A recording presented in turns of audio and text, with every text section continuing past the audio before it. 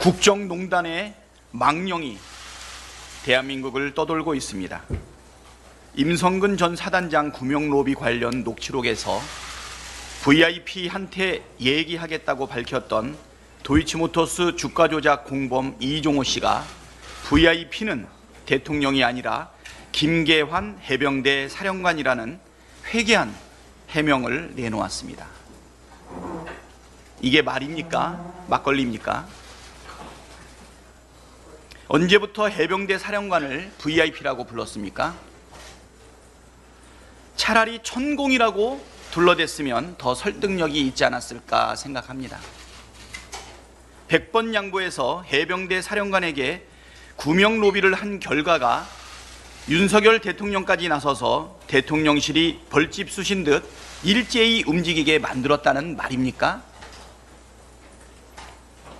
상식적으로 앞뒤가 맞지 않습니다.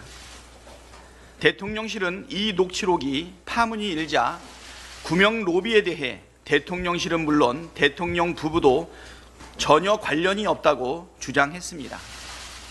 윤석열 대통령도 김건희 여사도 구명 로비를 받은 적이 없다는 건데 그러면 대통령이나 김건희 여사의 자발적인 구명 활동이었다는 뜻입니까? 그래서 02800-7070 유선전화로 출장 간 국방장관에게 전화를 걸고 대통령 개인 휴대폰으로 여기저기 전화를 한 것입니까? 해명하면 할수록 의혹만 더 커지고 있습니다. 특검으로 진실을 밝혀야 합니다. 김건희 여사의 국정 개입, 당무 개입 의혹도 밝혀야 합니다. 대통령의 배우자라도 민간인에 불과합니다. 권한 없는 민간인이 국정 운영에 관여하는 것은 국정농단입니다. 김건희 여사의 총선 개입 의혹과 댓글팀 운영 의혹, 당무 개입 의혹이 들불처럼 퍼지고 있습니다. 제3자는 아무리 해명한들 국민이 납득할 수가 없습니다.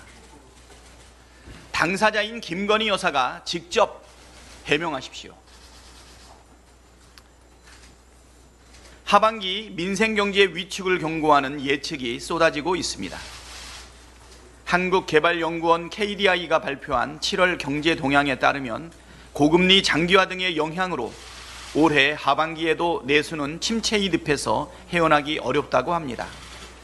최근 농수산물 가격이 불안정하고 도시가스 등 공공요금도 들썩이고 있어 민생의 주름은 계속 깊어지고 있습니다. 자영업자들의 대출 연체액 또한 10조 원을 넘어 2009년 이후 최대 규모입니다. 민생경제 사방에서 비상경고 등이 들어온 상황입니다. 그런데도 정부는 경기 개선 운운하며 딴 세상 이야기를 하고 있습니다. 특히 2년 연속 청문학적 세수 펑크 사태가 현실화되고 있는데도 여전히 초부자 감세 옹호에만 몰두하고 있습니다. 대통령과 정부 여당에게 묻습니다. 정권 내내 부자들 세금 깎아줘서 내수 경제가 살아났습니까? 경제가 활성화되었습니까? 아니면 서민들 살림살이가 조금이라도 나아졌습니까?